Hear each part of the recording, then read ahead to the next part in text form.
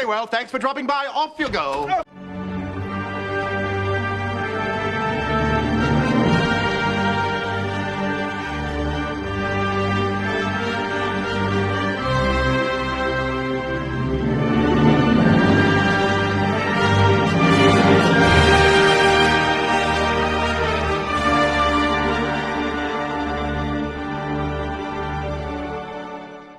So, in a stunning display, Doomcock reports that the Nazgul are now leaning on lower-level employees to get more dirt on Kennedy. And what they're doing is they're looking at overages on company cards. And like I thought, they were out partying like rock stars on Disney's dime. Again, Lucasfilm doesn't make its own money. They make money for Disney, who then gives them a budget, okay? And ultimately, they have to be accountable for it. So one of the people that is part of the Nazgul group is a forensic accountant. And again, like I said, he's been going through the credit cards, dragging anybody who had a company card and spent money on it like a drunken sailor, and asked him about it. And here's what they were doing. They were doing a Rudy Giuliani on them.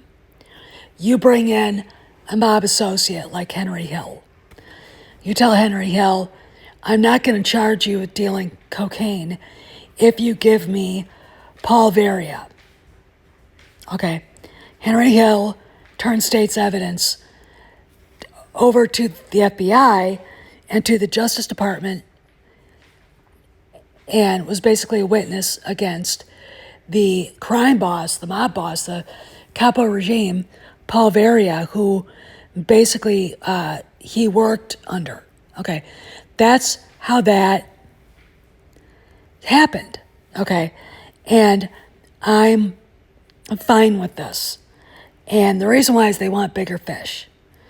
And they're also leaning on the Flying Monkeys. They know exactly who they are, the story group. Like I said, making them write essays about the cultural importance of Luke Skywalker and the original trilogy heroes, etc.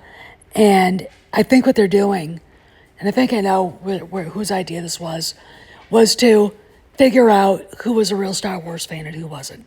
Who should be there and who shouldn't be there.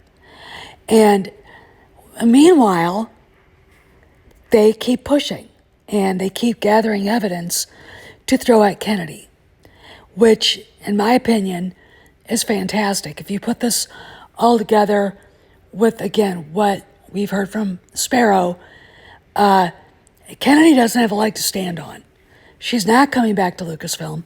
And oh, by the way, the Black Pill Blobs Pro and the other two idiots are saying that she signed her new contract.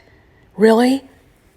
Where'd they hear that from? They're made up Lucasfilm contact because, Pro can sit there and say, Pablo apologized, but I wouldn't believe him. And to anybody who's actually palling around with him, like Tom Connors, you have made a big mistake by doing that, okay? Oh, she's horrible. I've made a ghastly, ghastly mistake. The time has come. Execute Order 66.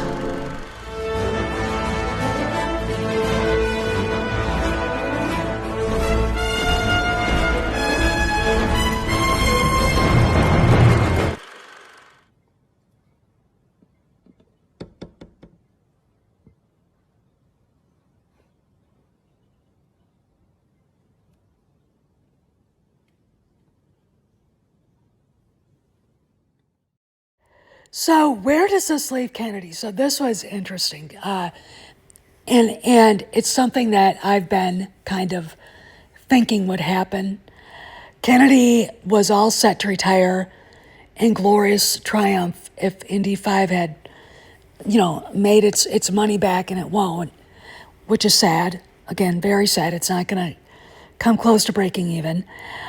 She's all set to it. When she realized it wouldn't, she got feisty and decided she didn't want to leave, which is why probably she talked back to Iger, A, knowing her contract clause says he couldn't fire her anyway, and B, because she wanted to take another swing at getting one movie right. I want you to go back and watch a video I uploaded this morning, because that'll tell you kind of where Hollywood was at when she was hired as George's co-chair. So now it appears, and I don't know where Doomcock got this, but there's a feeling out there that she just wants to let it go now. And I think this was going to be the reality that had to set in. I'm sure there's lots for her to do at the Kennedy Marshall Company. Now, back in 2012, they had first look deals with DreamWorks and Steven Spielberg, but I gotta say, I'm gonna be very honest. If it's true, as one of my subscribers said, Spielberg refuses to talk to her anymore, that's done, okay? Marshall and Kennedy are on their own. Okay, she fucked George, she fucked Harrison twice, and she fucked with Spielberg. That's it.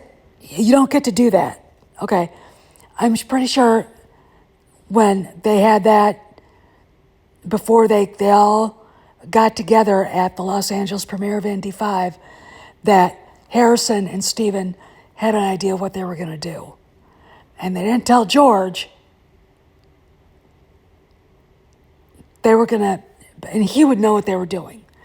I think he did know what they did. I think he was kind of in shock about it. And it was, just if you go back and look at her, she looks down at her hands like, wow, did that really happen?